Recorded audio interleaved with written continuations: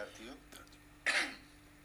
मैं राजेंद्र सिंह यादव, व्याख्याता भूगोल, माणिक्यलाल वर्मा राजकीय महाविद्यालय भीलवाड़ा। मेरा आज का जो व्याख्यान है वो बीए सेकेंड ईयर भूगोल में फर्स्ट पेपर ह्यूमन ज्योग्राफी मानव भूगोल पर है, जिसका आज का टॉपिक है मानव भूगोल का विकास और उसका इतिहास। सामान्य शब्दों में विकास और इतिहास दोनों ही एक दूसरे के पर्याय हैं। विकास क्षणिक नहीं होता है, ये एक लंबे समय के योगदान में किसी वस्तु, स्थान, घटना या कालक्रम का एक विस्तार जो वर्तमान स्वरूप हमारे सामने है, वो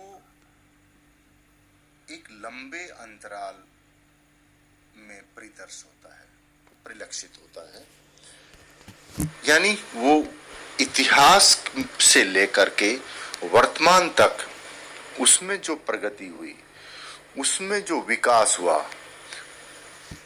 अब यदि मानव भूगोल के क्रम में बात करें तो विषय के रूप में मानव भूगोल ने विकास प्रक्रिया को कैसे वर्तमान 20वीं व 21वीं शताब्दी तक क्या प्रगति की है, ये समस्त चीजें मानव भूगोल के विकास या हम उसका इतिहास कहें के अंतर्गत आती हैं। अब इस विकास के क्रम में एक विषय को अपना स्वरूप लेना है, किन किन घटनाओं को उस विषय में शामिल किया जाए, किन घटनाओं को नहीं किया जाए, ये सभी वैज्ञानिकों द्वारा, भूगोलवेत्ताओं द्वारा किए गए अध्ययनों पर निर्भर है, जिसका आज हम अध्ययन करेंगे। भूगोलवेत्ताओं द्वारा बताया गया है कि प्राचीन काल में मानव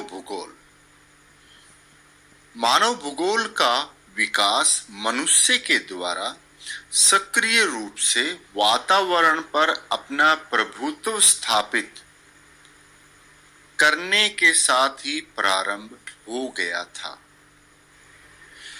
मनुष्य पर वातावरण के प्रभाव को ईसा के कई शताब्दियों पूर्व ही समझा जाने लगा।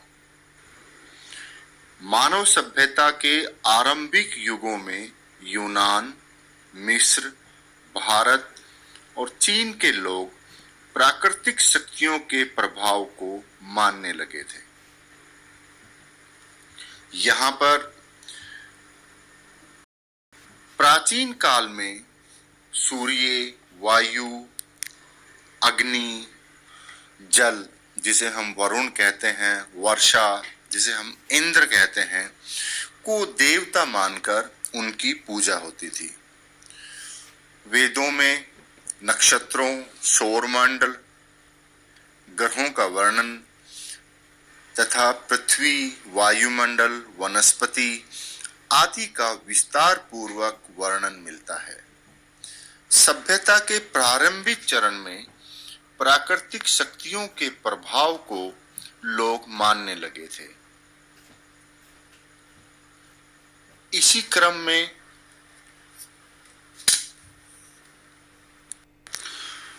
भौगोलिक घटनाओं से संबंधित कालक्रम में सबसे प्राचीन भौगोलिक प्रमाण जो मानव भूगोल से संबंधित है वह 2300 ईस्वी पूर्व मेसोपोटामिया सभ्यता में प्राप्त हुआ, जो कि उस नगर का पत्थर पे निर्मित एक मानचित्र था। यानी मानव भूगोल की शुरुआत उस मानचित्र के निर्माण से बहुत पहले हो गई थी। लेकिन लिखित और आलेख के रूप में या शिलालेख के रूप में यह पहला प्रमाण जो खुदाई में मिला है वह मेसोपोटामिया से प्राप्त हुआ है। मानव भूगोल के विकास के क्रम को या विकास काल को हम अनेक प्रकार से विभाजित कर सकते हैं। जैसे प्राचीन काल में मानव भूगोल, मध्य काल में मानव भूगोल व वर्तमान काल में मानव भूगोल। प्राचीन, दूसरे शब्दों में प्राचीन काल में मानव भूगोल पर जो कार्य हुआ वह अधिकतर यूनान व रोमन साम्राज्य द्वारा किया गया था। वहां के भूगोलवेत्ताओं ने भौगोलिक क्षेत्रों का वर्णन, व्यापारिक दृष्टि से मार्गों के खोज एवं इत्यादि, खगोलीय ज्ञान इत्यादि पर अनेक कार्य किए थे, जो कि लगभग दोवीं सदी तक यह युग चला है। इसके पश्चात मध्यकाल, जिसे हम अंधकार युग भी कहते हैं भूगोल के दृष्टि से, क्योंकि अंधकार युग इसलिए कहते हैं क्योंकि रोमन और यूनानी साम्राज्य का पतन और साम्राज्य विस्तारवादी कार्यों में व्यस्त होने के कारण भूगोल के कार्य वहां पर या भूगोल अन्वेषण के कार्य वहां पर समाप्त हो गए। वह अंधविश्वासों का पर्दा या अंधविश्वास जो कि उस वक्त के लिटरेचर एवं धर्म गुरुओं द्वारा प्रसारित किए जाते थे, उनके कारण विकास नहीं हो सका। इस मध्य युग में भूगोल के क्षेत्र में अगर कोई अध्ययन किया गया तो वो अरब भूगोलवेत्ताओं के द्वारा किया गया था। अरब भूगोलवेत्ताओं ने मध्य युग में काफी खगोल, गणित, प्रादेशिक भूगोल पर काफी कार्य हुआ है, जिसको हम आगे विस्तार से अध्ययन करेंगे। इसके पश्चात आता है वर्तमान काल। वर्तमान काल भूगोल के अंदर उस काल को कहा जाता है जो कि मध्य या अंधकार युग के पश्चात प्रारंभ हुआ, जो कि लगभग 15वीं शताब्दी के बाद मुख्य रूप से 18वीं शताब्दी में प्रारंभ हुआ। यहाँ पर सबसे पहले और अधिक कार्य जो किया गया वो जर्मन भूगोलवेत्ताओं द्वारा किया गया था।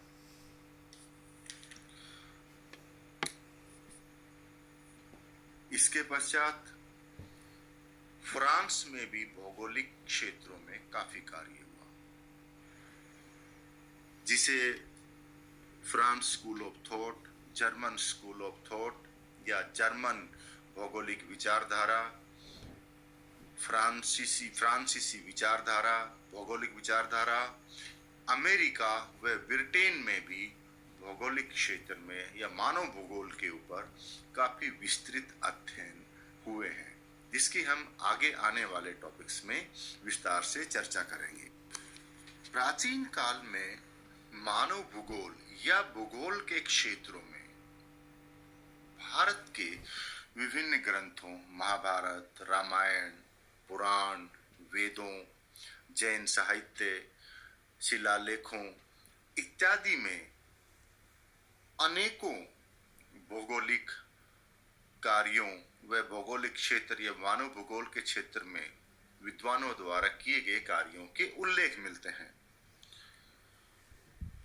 भारतीय भूगोलवेत्ताओं में हम मुख्य रूप से वराहमिहिर, ब्रह्मगुप्त, भास्कराचार्य, कौटिल्य और आर्यभट्ट के कार्यों को मुख्य रूप से भूगोल, गणित, खगोल, ज्योतिषी के क्षेत्र में अग्रणीय मानते हैं।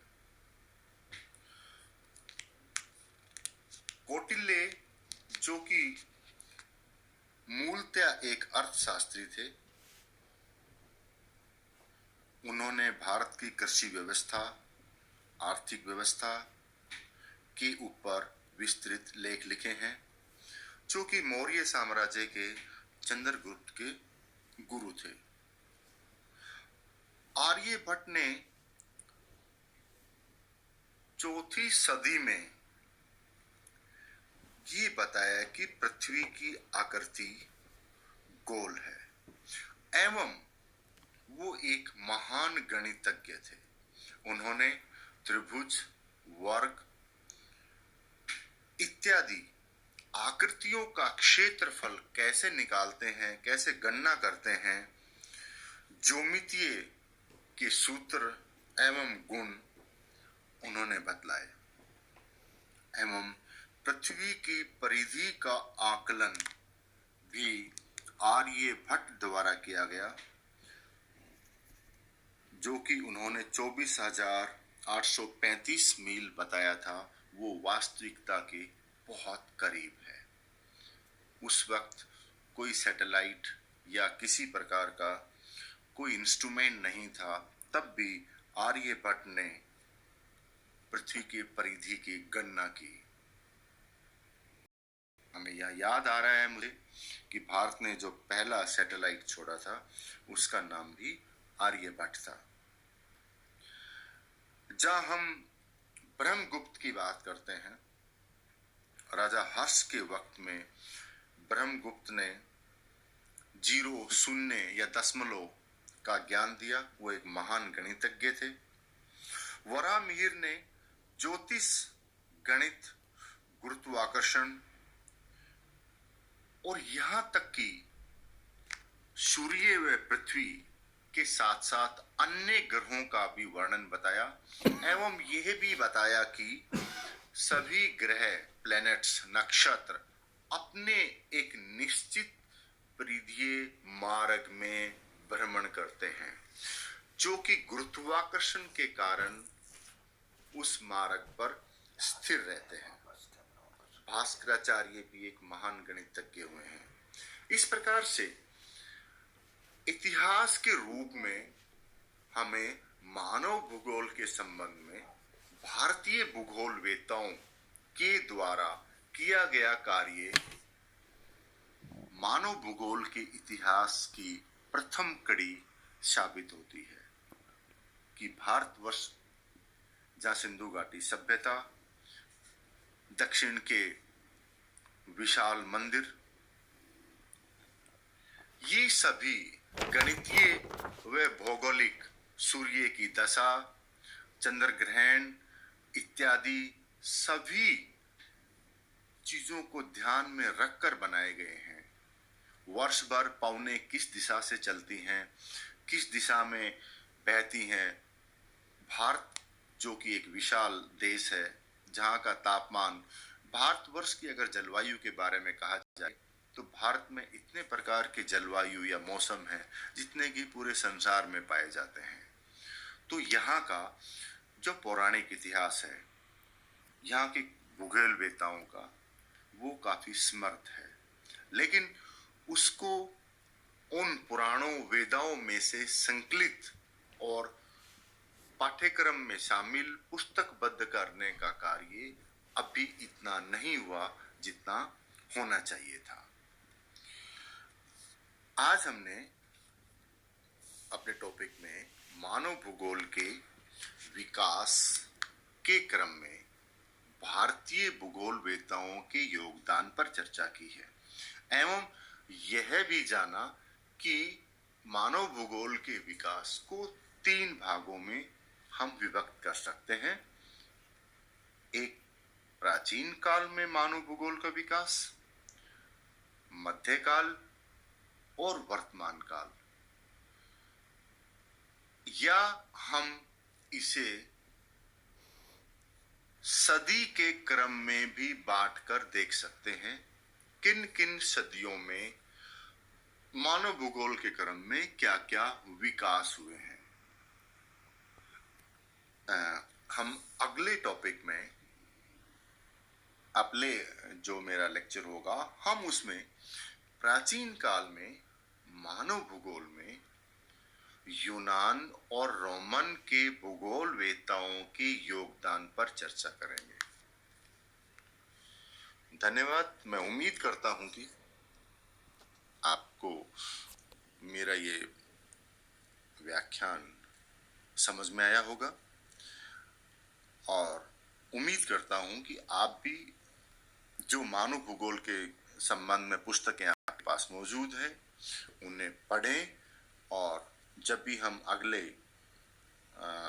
लेक्चर में हम डिस्कशन करेंगे या बात करेंगे तो वो चीज़ें आपको आसानी से समझ में आएगी। धन्यवाद। Thank you.